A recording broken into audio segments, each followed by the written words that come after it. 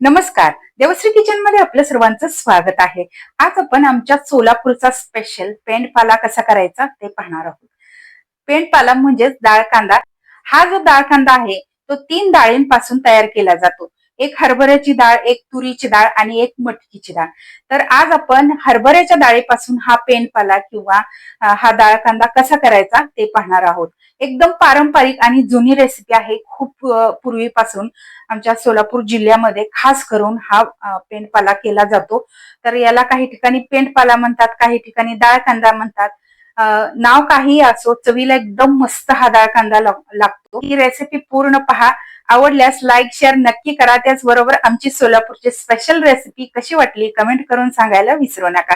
त्याचबरोबर तुम्हाला रेसिपी आवडत असतील तर माझ्या चॅनलला सबस्क्राईब करा. त्याचबरोबर तुम्ही इंस्टाग्रामवरती असाल तर इंस्टाग्रामवरती मला फॉलो करा. चला तर मग वेळ न घालवता रेसिपीला सुरुवात करूया.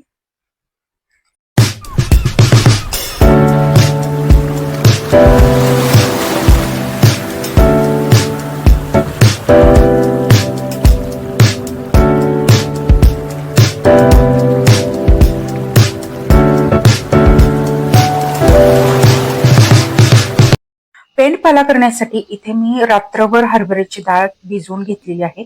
रात्रभर हरभऱ्याची डाळ भिजवून घेतल्यामुळे खूप छान अशी भिजली जाते. आणि आपल्याला लागणार आहे बारीक चिरलेला कांदा, कोथिंबीर, लसूण कोथिंबीरीची पेस्ट, काळं तिखट, चवीनुसार मीठ, फोडणीसाठी जिरं, मोहरी आणि थोडीशी हळद. तर इथे आपल्याला भाजी ही लोखंडाच्या कढईमध्ये किंवा तव्यामध्ये करायची. तर इथे मी कढई घेतली जी मी नेहमी वापरते. तर यामध्ये 2 चमचे तेल घातलेलं आहे. फोडणीसाठी जिरं, मोहरी घालायची आहे आणि नंतर यामध्ये कांदा घालायचा आहे. तर ही जी डाळ करण्याची पद्धत आहे किंवा त्याची चव आहे ती आपण करण्यावर आहे. म्हणजे खमंग कांदा भाजला जातो आणि डाळ छान त्यामध्ये बिना पाण्याचं वाफवून घेतली जाते. तरच या डाळ कांद्याला किंवा या पेंडपाल्याला छान चव येते. तर यामध्ये कांदा खमंग भाजून घ्यायचा, छान लालसर होईपर्यंत भाजून घ्यायचा. थोडासा कांदा भाजलेला आहे.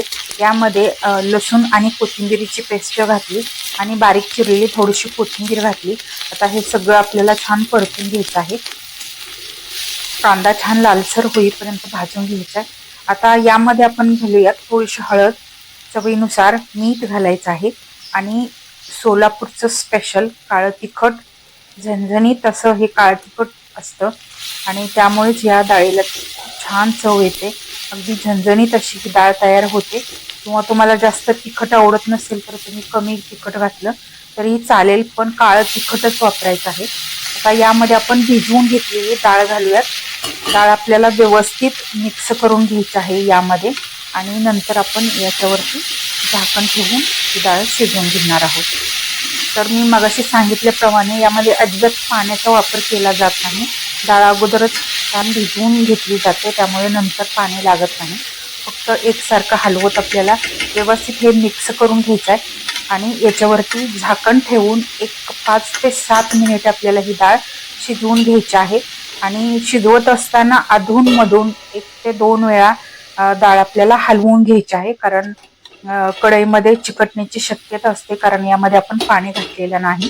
तर त्यासाठी आपल्याला अधूनमधून 2 वेळा छान अशी डाळ हलवून घ्यायचे. तर आता तुम्ही पाहू शकता आपली डाळ चांगली शिजलेली आहे. आता यामध्ये थोडंसं शेंगदाण्याचं कूट घालायचं आहे. सुरुवातीला साहित्यामध्ये मी तुम्हाला दाखवायचं विसरले होते. तर शेंगदाण्याचं कूट घातल्यामुळे याची चव आणखीनच वाढते. तर व्यवस्थित मिक्स करून घ्यायचं आहे आणि मस्त असा आपला सोलापूरचा स्पेशल डाळ कांदा किंवा पेंडपाला तयार झालेला आहे. तर आता आपण ह्या प्लेटमध्ये मी काढून घेतला. तुम्ही हा पेंडपाला भाकरीवरती, चपातीवरती खाऊ शकता. एकदम चवीला भन्नाट लागतो आणि खास करून हा पेंडपाला प्रवासामध्ये घेऊन जातात, कारण तो जास्त वेळ टिकतो. कारण यामध्ये आपण पाण्याचा अजिबात वापर केलेला नाही, त्यामुळे खूप वेळ टिकतो. त्यासाठी आम्ही नेहमीच प्रवासामध्ये डाळ कांदा करून नेतो. मग तुम्ही कोणत्याही डाळीचा करा, तुरीच्या डाळीचा करा किंवा मटकीच्या डाळीचा करा. किंवा हरभऱ्याच्या डाळीचा तुमच्या आवडीनुसार. तर अशा पद्धतीने मस्त पेंडपाला आपला तयार झालेला आहे. आजची आपली ही सोलापूर स्पेशल पेंडपाल्याची रेसिपी कशी वाटली कमेंट करून सांगायला विसरू नका. त्याचबरोबर रेसिपी आवडत असतील तर चॅनलला सबस्क्राईब करा व बेल आयकॉनवरती क्लिक करा. धन्यवाद.